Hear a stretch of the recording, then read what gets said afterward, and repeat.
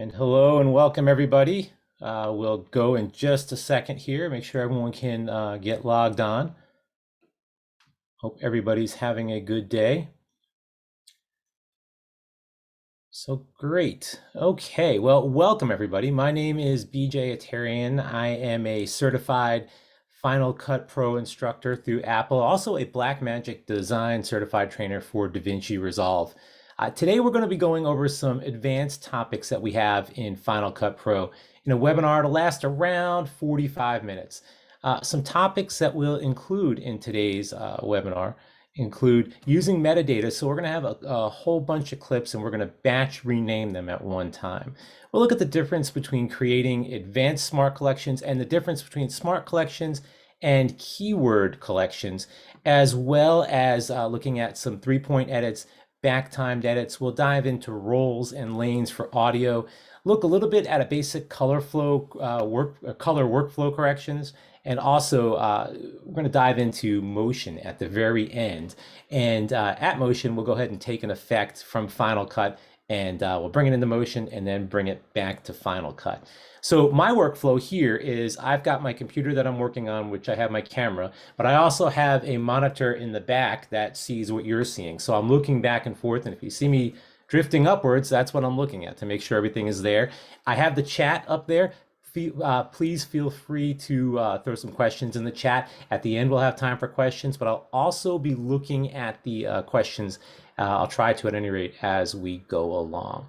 So welcome and let's get started. So the first thing I'm going to do, before I do that, I just want to mention too that FMC has some special arrangements with both Dell here and also Sarmonic. So if you're interested in that, there are discounts available.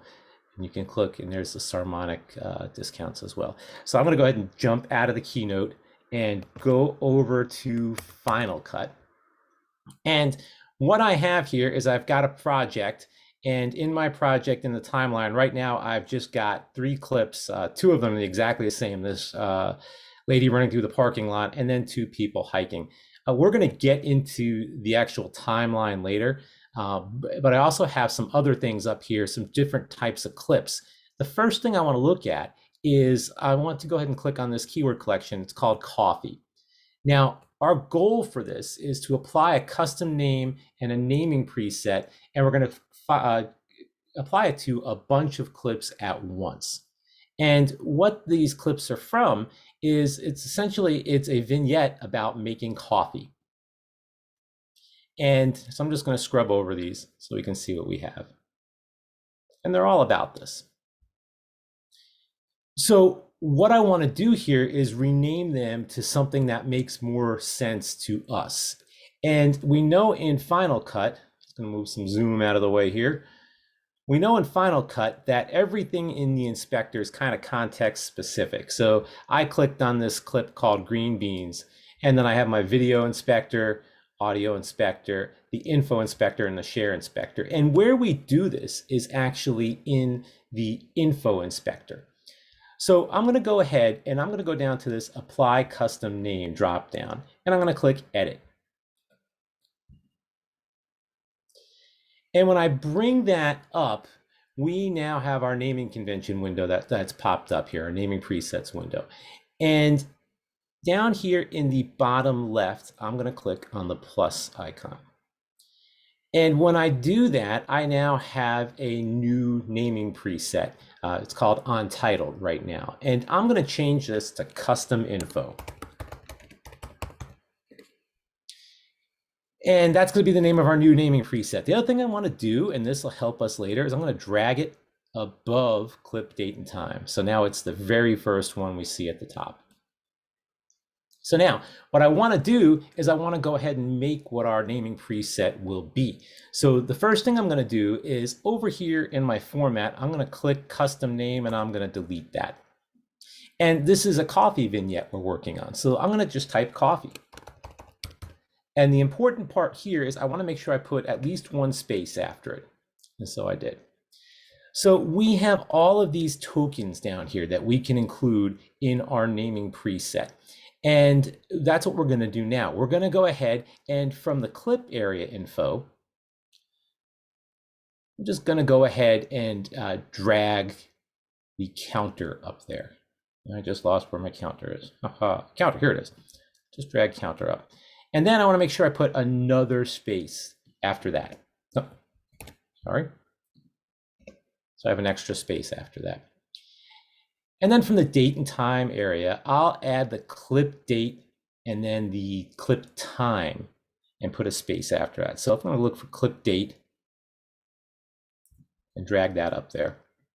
Again, making sure there's a space after. And then clip time.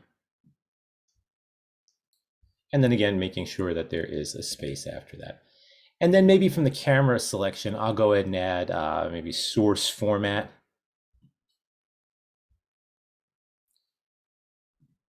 And another space, and maybe what else can we add from here? We can name manufacturer, I'll throw manufacturer up there. And you see what's going on below. It's showing me what my naming convention will be, my naming preset will be. And let's just change the number of digits to 2. And I'm going to click OK. Now, nothing happened. As you can see, everything is still named the same way because we created it, but now we have to actually apply it. So what we need to do is I'm going to select all the clips in my roasting, my coffee keyword collection. Here I said Command A to do that. I'll go back to the same place and I'm going to go to apply custom name. But now look what's at the very top. And that's why we dragged it to the top. And I'll click custom info. And when I do that, it renames them exactly the way we want it to. So we have our counter and it's 2 digits. So 0, 1, if I had more than 7 clips, we would be good to go there. And it put all of the other presets in there as well. I'll jump over to list view so you can see how that looks. And that's how you would do that. So again, what we did, what we did is we went to apply custom name, we edited our custom name, we created a new one, we called it custom info, and then we dragged, other than coffee, which we typed, we dragged these little tokens up there to go ahead and specify what our naming preset would be. Again, important part there too is make sure you have a space so you can actually read what's going on. We then clicked OK. I'll click cancel because we already have it made. We selected all the clips. We went back to apply custom name, and then we selected custom info at that point. So great, let's look around what else is in this project here. So as you can see, I've got an FMC webinar event. I've got my today's webinar library. And I'm just going to scroll through and see what some of these clips are. We know we have our coffee clips because we just saw those. There's some other clips in here. I'm scrubbing over some of these. There's a pilot and a helicopter. Looks like we have some audio files here, a lot of B-roll. And oh, okay, so here we have some interviews. And I can also see if I look over here in my keyword collection, well, there I have my interview keyword collection established too. Some video shot by the iPhone, and some other things here. We have a stop footage one as well. So that's what we have that we've got working in our event right now. And one of the things, as we see, we have a lot of keyword collections here, but what we don't have are any smart collections. And one of the questions people ask is, well, what's the difference between the keyword collection and a smart collection? So the next thing we're going to do is we're going to go ahead and show the difference between what they are. And then we're also going to create a smart collection based on rules that we set up for it. So the difference between keyword collection and smart collections. Keyword collections only add clips if we manually add the clips into the collections, whereas smart collections are dynamic. I can't just drag a clip into a smart collection. It automatically is added based on filters and rules that I set up. So in the FMC webinar event, what I'm going to do is I am going to make a new keyword collection. I know we had some audio in there. So let's see here. Where did it go? Okay, so the audio, it's Tears of Joy long and Tears of Joy short. So what I'm gonna do is I'm just gonna search for tears just so I just see that. Okay, and here they are. So what I'm gonna do is I'm gonna select them both and I'm gonna hit Command K. Command K opens up my keyword HUD. And they already have some keyword collections applied to it. I'm gonna add another one. I'm gonna call this audio. And I'm gonna hit enter. And when I do that, a few things happen. I have this new token right here for audio. And also, I don't know if you caught it, I'm gonna Command K to close the HUD. I now have a new keyword collection. It's called audio. And great, so that's there. Now, I want to go up to my audio only smart collection. And haha, I've just worked through this. Pretend you don't see this here. We'll come back to this in just a second. Move that to trash. So I have my two there. So right now, they are exactly the same. Okay, but what happens if I want to go ahead and bring more audio in here? So if I go back down to my audio keyword collection, and I'm going to Command I to import. Okay. And here's that helicopter that we just saw in there a second ago. And I'm going to import that. And since I had my audio keyword collection there, it brought it in with that. But I'm gonna go ahead and select that and delete it again.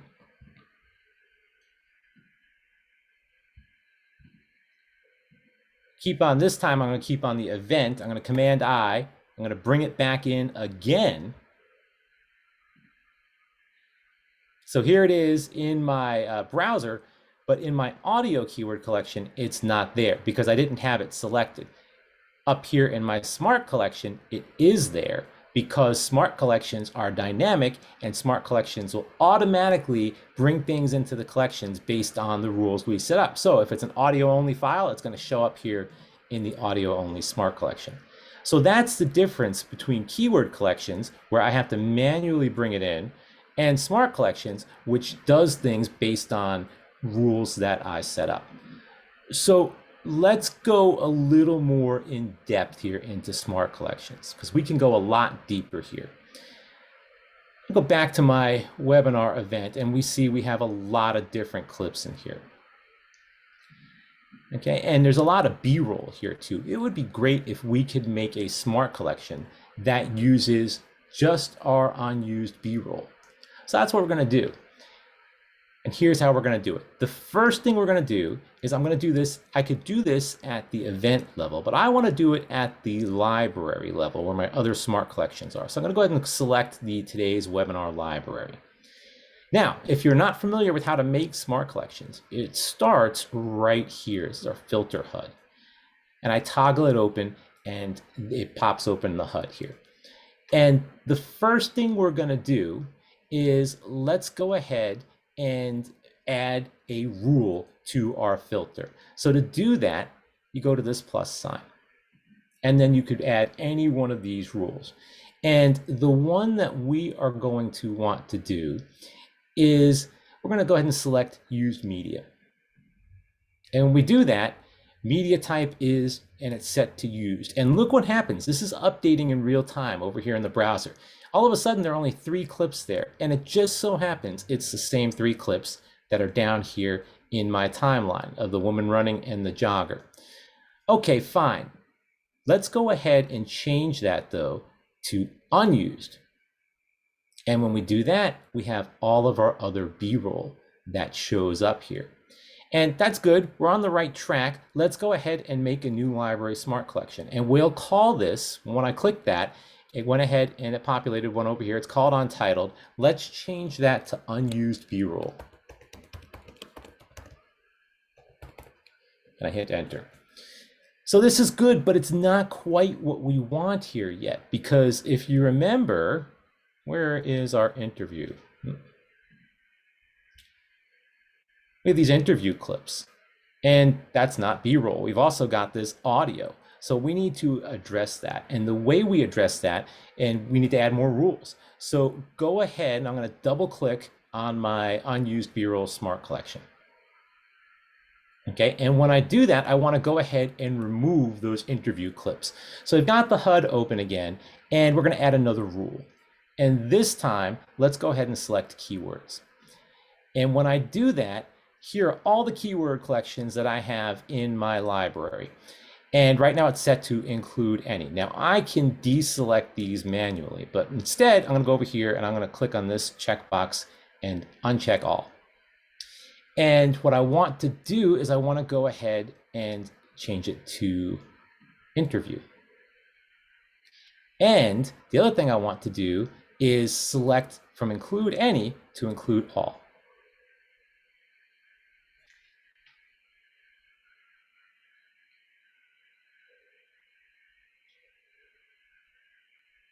Actually, hang on. I want to do that. It does not include any. Sorry about that. I didn't think I was right. Let's back up here. Sorry, I got my notes. I'm going to check all, uncheck all, include interview, and does not include any. And it did not work. And why didn't it work? It worked earlier. Let's see here. Let's do it again. So we want to remove the interview clips. And what I'm going to do is I'm going to add keywords, include all, and I'm going to deselect. Good. Interview. And why isn't that working? That is odd. That should be working right now. Change that does not include any.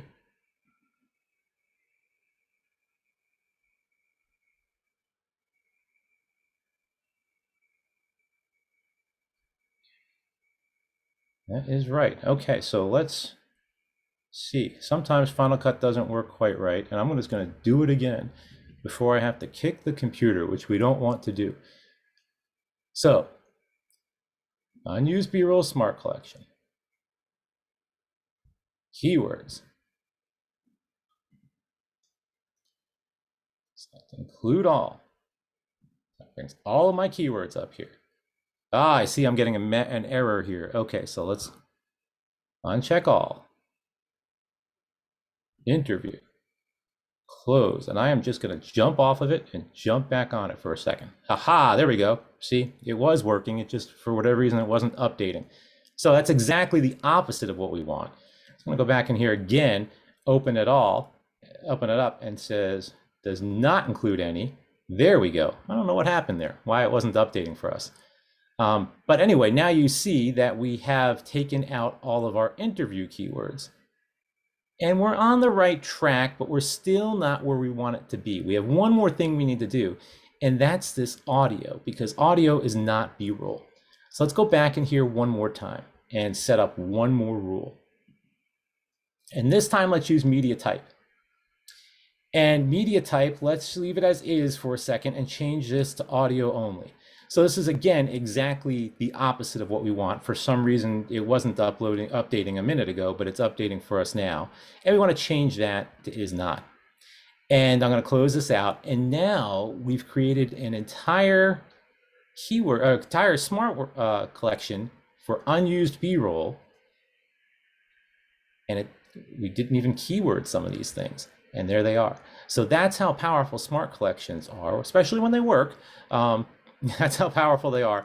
There, we went ahead and set up a whole B-roll smart collection of stuff that we haven't used by setting up rules in our HUD. And again, going back in here to do that, we selected the parameters that we needed. We tailored them to our liking. We created a new smart collection. We called it unused B-roll, and we went from there and we just kept adding more rules.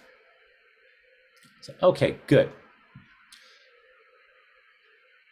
So let's look at some roles and lanes. So roles enable grouping inside of projects. Media roles, there's video, there's audio, there can be sub roles. And there are multiple ways to assign or edit roles. So there are a couple, I'll show you some of them here. Let's say I wanted to do it for this. I can control click and I can go down to assign and edit roles. I can also go to my timeline index. And I can go to the roles editor over here. I'm going to close the timeline index for now.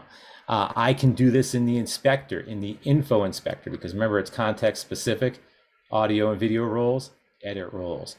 The other way I can do it is go up to modify, move zoom out of the way for a second.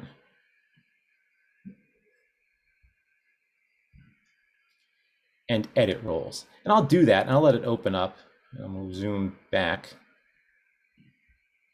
I'll let it open up, and this is my roles editor for today's webinar. So you see we've got video roles and we have audio roles, and we can do a lot with these, including creating sub roles. So let's say I have this effects and I want to add a sub role. I can click on this and I'll call this natural sound. I'll let it return. And I have a drop down over here. I could delete that if I want to. I can change the colors of the roles as well if I wanted to.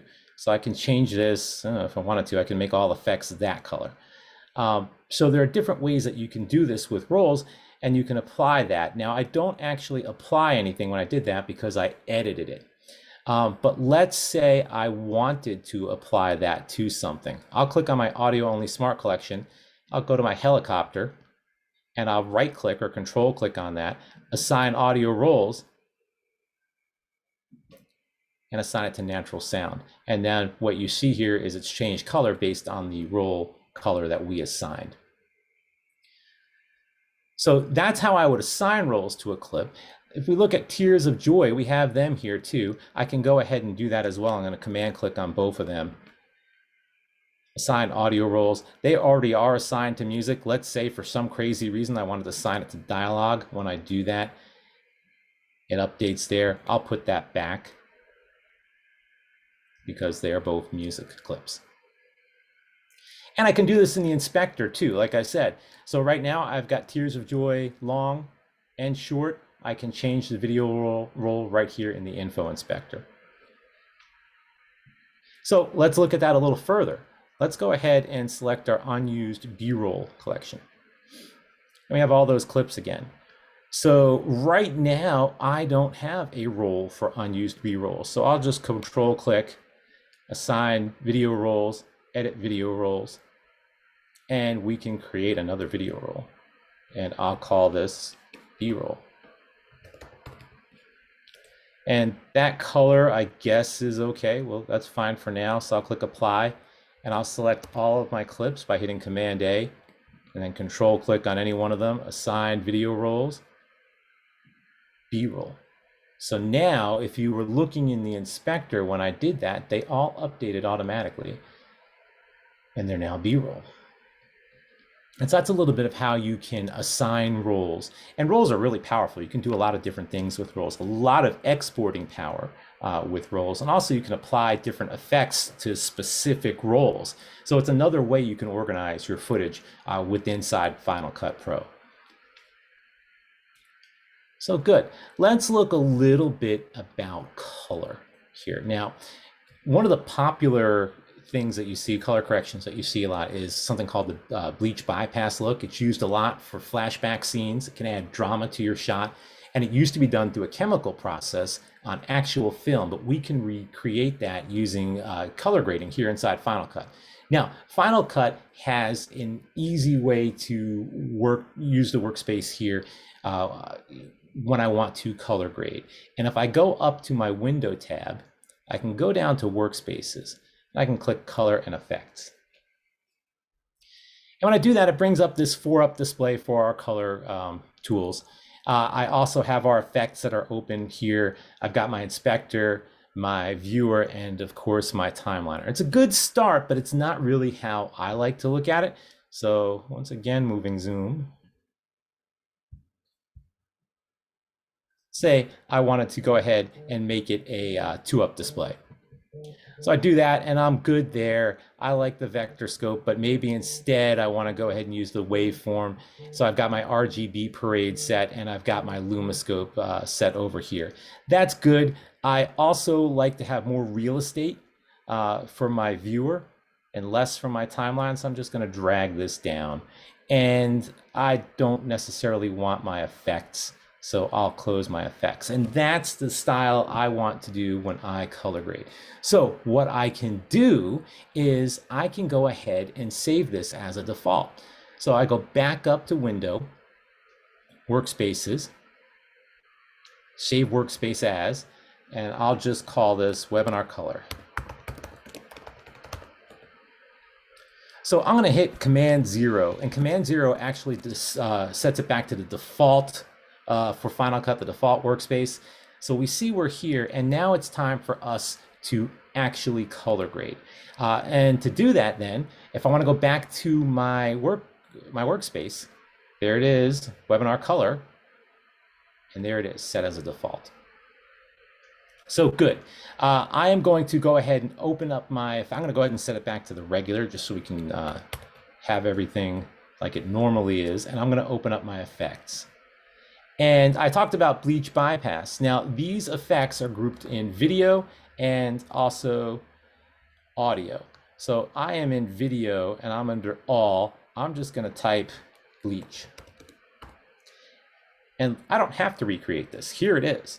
Here is the Bleach Bypass look. And when I hover over it and I scrub over it, in my viewer, it updates the clip that I happen to be on. And I happen to be on this one here. I'm going to go ahead. I am on a Mac laptop. And to get to the beginning of my timeline, I'm going to hit FN left arrow. So I'm on this clip. And that's the clip I want to apply this to. So I can do a couple things. I can double click on it, or I can just drag it and drop it. Now, if I play over that, I now have this Bleach Bypass look here that I can also do a bit of editing and customizing here in the inspector. Now this is under, I'm going to hit Command Z so it's back to the way it was. This is under the video inspector because it's an effect. So that's good, but it's not exactly what I'm looking for. What I really want is to combine this effect with a comic look. And so I'm going to search for comic here.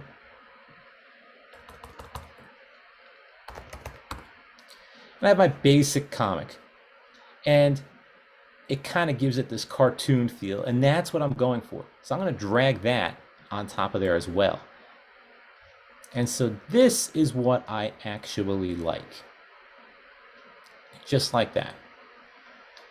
Okay, and let's say I want to apply this to other clips as well. Well, I can go over to my Save My Effects preset, and I'll call this Webinar Effect, Webinar Comic. Okay, and then I can select the attributes that I want to apply to this effect, and these are the two that I applied on there. Now, it doesn't need to go to a 360 category. Let's put this into a color preset category and click Save. And I happen to be already typing comic, and this was called Webinar Comic, so it automatically populated. Here is our new custom preset. So I can take that and I can apply that to the next clip.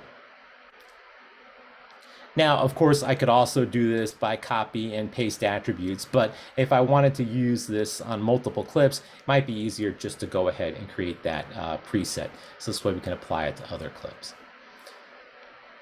So this is good. What if I wanted to add a lower third to this first clip? Okay, so our lower thirds, they live up here in the titles generators inspector. And the one I am looking for, I found a cool one this morning that I want to use for this overlap.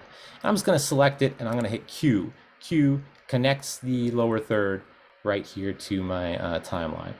And if I double click on it, it automatically gets the lower third ready to be edited at the first editable frame inside of Final Cut. So I'm just going to type this. I'm going to type woman, and then I'll type jogging.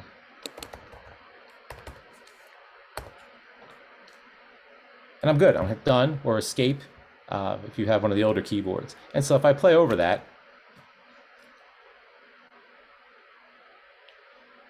okay, I'm on the right track, but it would be kind of neat if the word woman kind of floated off to the left, to the right, just off into space. But I can't do that here in Final Cut. I need to take it over to motion. And before I do that, have you ever noticed how if you just select the clip and you right click on it or control click and you see this open a copy in motion, or if you're down here in generators, open a copy in motion, you can pretty much everything inside Final Cut was made in motion. So what's motion? Well, Motion is Apple's companion program, sister program in the Pro apps for motion compositing. So if you're familiar, let's say, with the Adobe suite, it's After Effects. If you're familiar with DaVinci and Resolve, this is Fusion. Okay, Motion is a really powerful tool, and they work pretty closely together with Final Cut. So you have Motion, you've got Final Cut, the Logic and Compressor comprise the Pro Tools for Apple. So good. We know we can't edit this inside of Final Cut. However, we can't make it do what we want it to do inside of Final Cut, but we can do it in Motion. So I'm going to do exactly, sorry, want that. Exactly what I just said. I'm going to click it, Control click, open a copy in Motion. And now Motion's going to launch.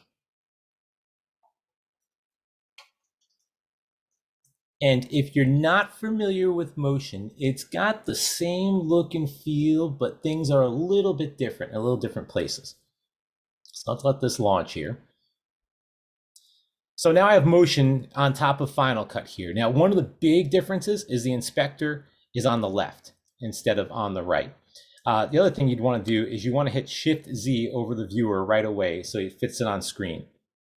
So what else are we looking at here? Well, we've got our timeline down here, and we've got those same elements in the timeline represented as layers here, right here.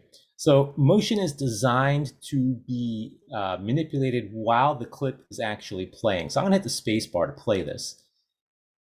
And that's the same thing that we've seen, right?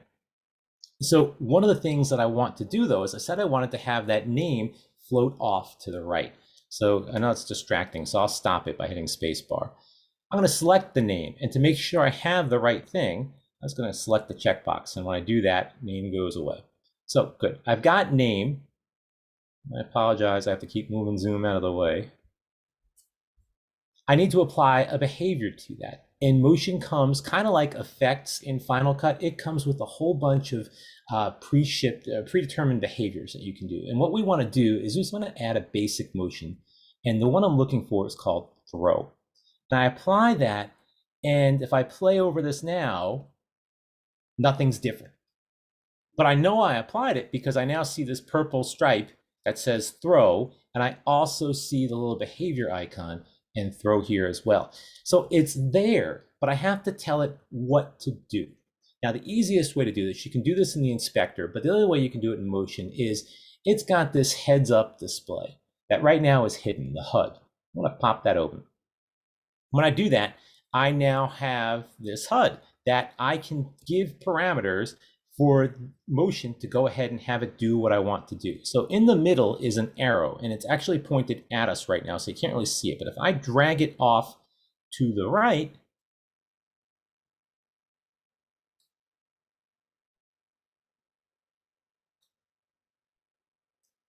and there you have it. So let's say that is what I'm looking for. Okay, I'm happy here. I need to somehow get this back into Final Cut.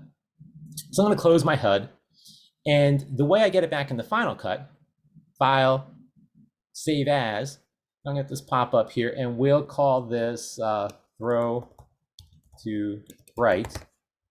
In the category, we will put this in our FMC class. In the theme, we'll just keep it FMC class, and we'll save a preview movie. And I'm going to click Publish. Now, Motion also has an inspector, or a background tasks, and you see it working right here. So we have to wait a second for that to finish. And when it's done, we can jump back over. Okay, so it's done. I'm going to Command H to hide Motion. Command H does not want me to hide it, so I'll jump back over this way. So I'm back in Final Cut. Now I said that was going to be an FMC class, right? And look, now we have this throw to right.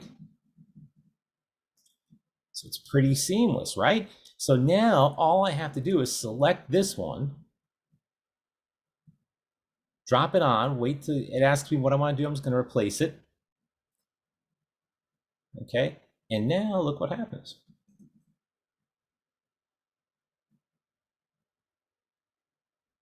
So that is how we can manipulate various elements inside Final Cut that you can't edit in Final Cut. You can bring it over to Motion, edit how you want, and then bring that effect back.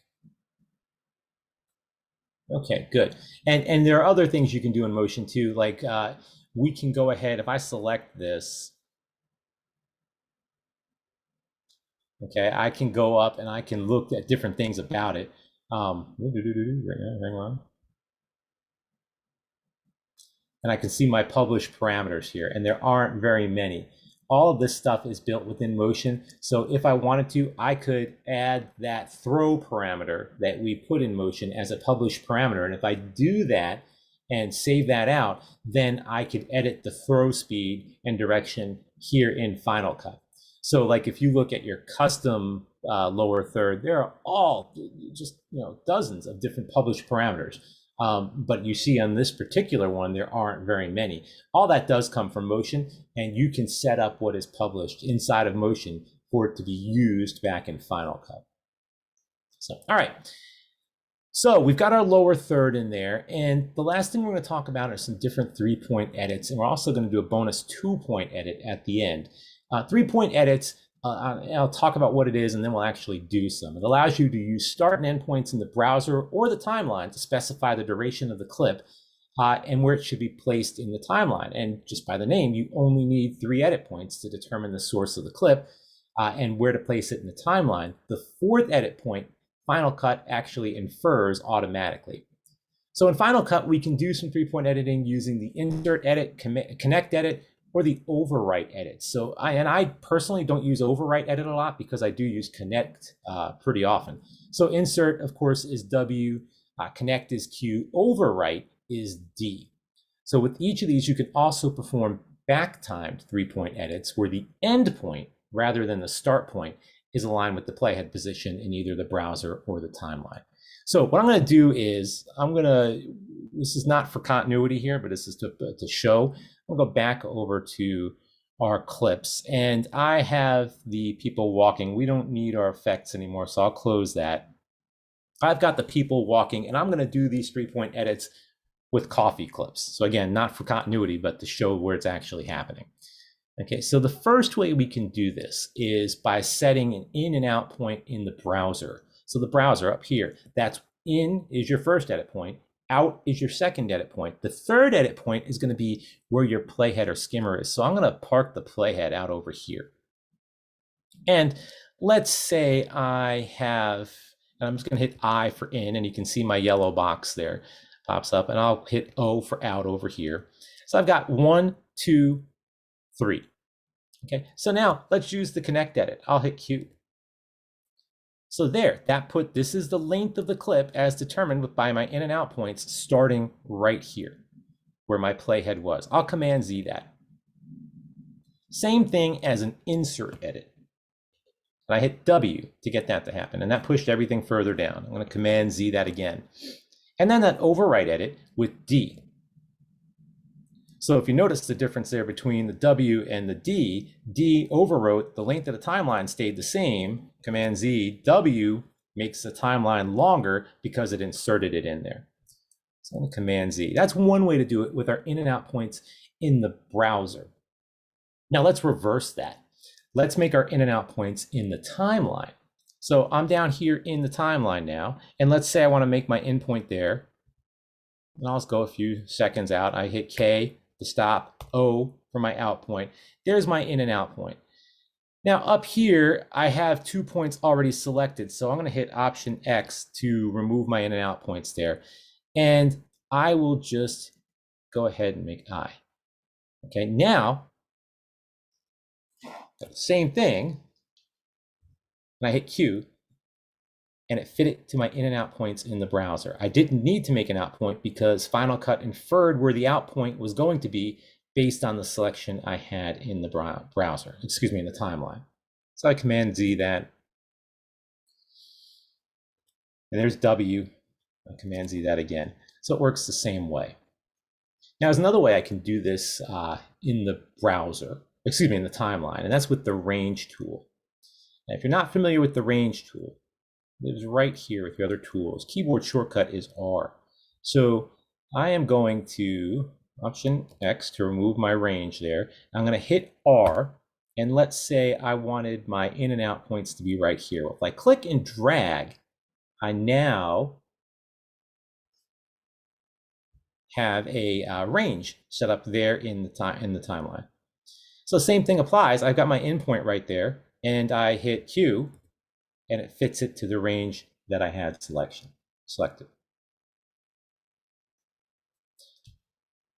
So that's how you can do it with the range tool as well. So now what if I wanted to do this with multiple clips? I'm going to Command Z that. Okay.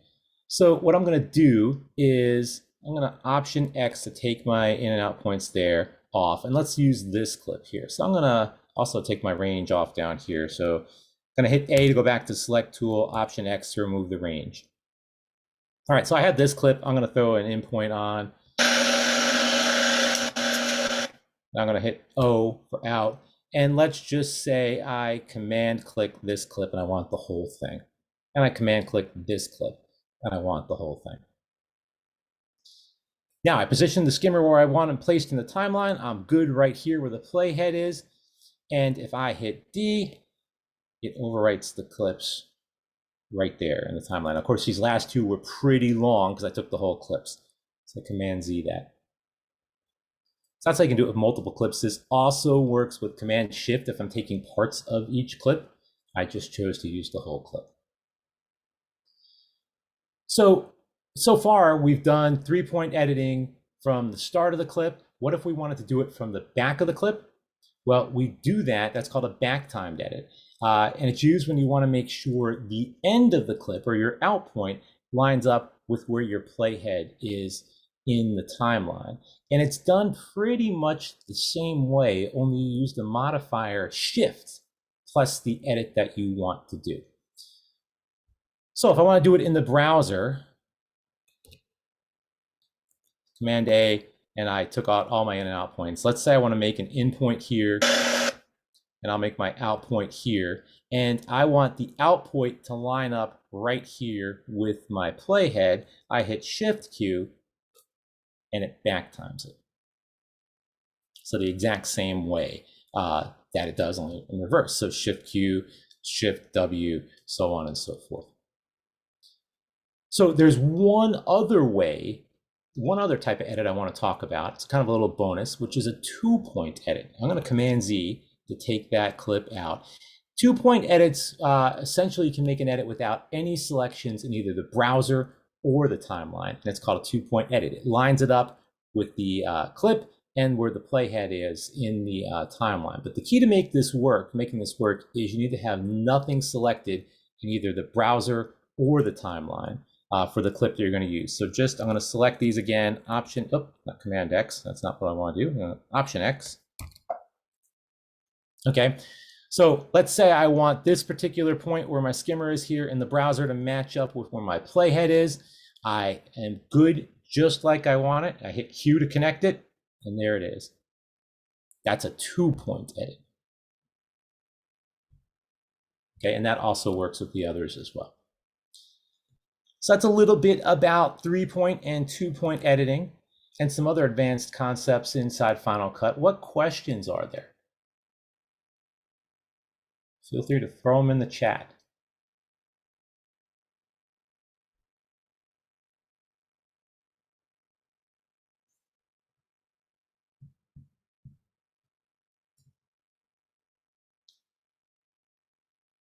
If there are no other questions, I don't have anything else for you, except to show you some classes that they have at FMC in Final Cut. This is the introduction class. It's guaranteed to run, I think it's October 18th rather. Yeah, October 18th. It's a 3-day class. We go into all of the details on all these things and much more. And the other thing that we do is you actually have media and we work through them together. So it is, obviously it's pretty in depth and you get a lot of different knowledge on how to use the program. There are other courses as well. Besides Introduction to Final Cut, there are a lot of courses at FMC. I'm just going to click Final Cut. So that's the Introduction to Final Cut. There's an advanced, there's a Final Cut for experienced editors. Also coming up is the Final Cut. We're in the webinar. Let's see, do they have it in here? They don't have it here, but I think, go back to their homepage for a second. Yes, the Virtual Global Summit is coming up. Now, this is last year's, I believe, that they still have links to, but it's coming up in October, November. So a lot of different material there on Final Cut. So let's see here. Mark asks, when you did the rename, is there a way to add the original name? So what you could do, Mark, yes, let me jump back over there. So again, this is done in the info inspector. Move zoom out of the way. Apply custom name, edit.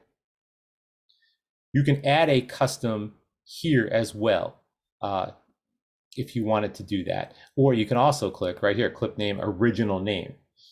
So you could put that in that token as well. So yeah, good question. Steven says, very cool about motion edits to create something inside Final Cut Pro. It is awesome. The one thing I wish you could do with motion is, let's say I wanted to take this clip of the joggers and bring that into motion and manipulate it and then bring the clip back as a motion project. Can't do that yet. And I wish that they would go ahead and do that. So the way I would do it is I'd bring this clip into motion, and then I'd have to either save it as a preset or save it as an effect, or export the clip out of motion as a movie and bring that back into Final Cut. That part's a little clunky still. But other than that, yeah, I mean, heck, effects, control click, open in motion, transitions, open in motion. Yeah, you can do all those things inside of motion. They're all built in motion. So it is pretty cool that you can do that. Good point. Are there any other questions? So one thing I'll say, we ran into a little bit of a problem here with Final Cut when we were updating our Smart Collection. It was actually updating. It's supposed to update it in real time, and that kind of got us stumped here because it wasn't showing up in real time. You saw what I did to get out of that is I just clicked off of it and clicked back, and it was updating. So if you have that problem, something to think about. Shouldn't do that, but if it does, that's one way you can see if it's still working for you.